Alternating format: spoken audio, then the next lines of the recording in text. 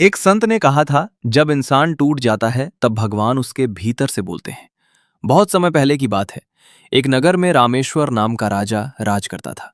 नगर के बाहर एक छोटा सा मंदिर था जहां भगवान की सेवा एक साधारण सा पुजारी करता था।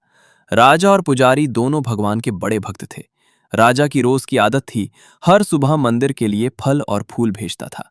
पुजारी उन फलों और फूलों से भगवान की पूजा करता और फिर राजा के आने पर वही प्रसाद उसे देता। ये परंपरा वर्षों से चल रही थी। समय के साथ राजा बूढ़ा हो गया और पुजारी की कमर भी झुक गई। एक दिन राजा बीमार पड़ गया। उसने संदेश भेजा, आज मैं दर्शन को नहीं आ पाऊंगा। पुजारी ने रोज की तरह पूजा की, लेकिन उसके मन में एक हल्का सा विचार आया।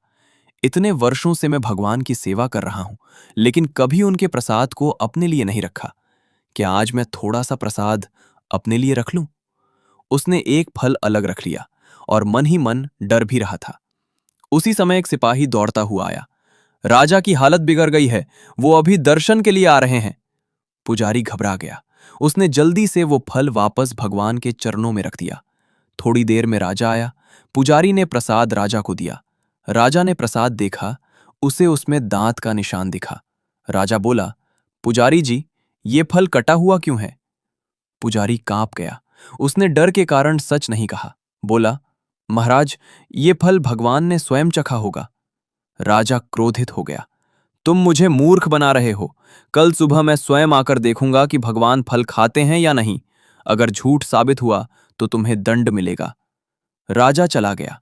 पुजारी मंदिर में गिर पड़ा। रोते हुए बोला, हे प्रभु, मुझसे गलती हो गई। भूख और लालच में मैंने सोच लिया कि ये फल खा लूं। मुझे बचा लीजिए प्रभु। पूरी रात वो रोता रहा। अगली सुबह राजा आया। उसने पूजा के समय फल भगवान के सामने रखा। थोड़ी देर बाद राजा ने देखा, फल में सचमुच काटने का निशान था। राजा चौंक गया। सच्चाई जानने के लिए उसने फल उठाया और देखा कि उसमें से रस टपक रहा था, मानो वो जीवित हो। राजा डर गया। वो भगवान के चरणों में गिर पड़ा।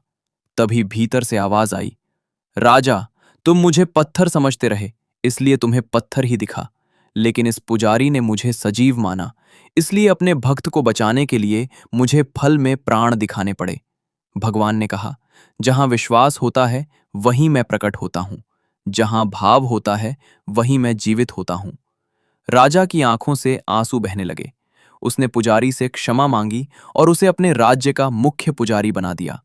इस छोटी सी कहानी से हमें यही सीख मिलती है, भगवान को पाने के लिए मंदिर नहीं, भाव चाहिए। मूर्ति नहीं, विश्वास चाहिए। क्योंकि जहां भाव है वहीं भगवान है। और इसलिए जीवन में जो कुछ भी अच्छा करना हो, भगवान पर भरोसा रखकर करो, क्योंकि बिना उसकी कृपा के कोई राह पूरी नहीं होती।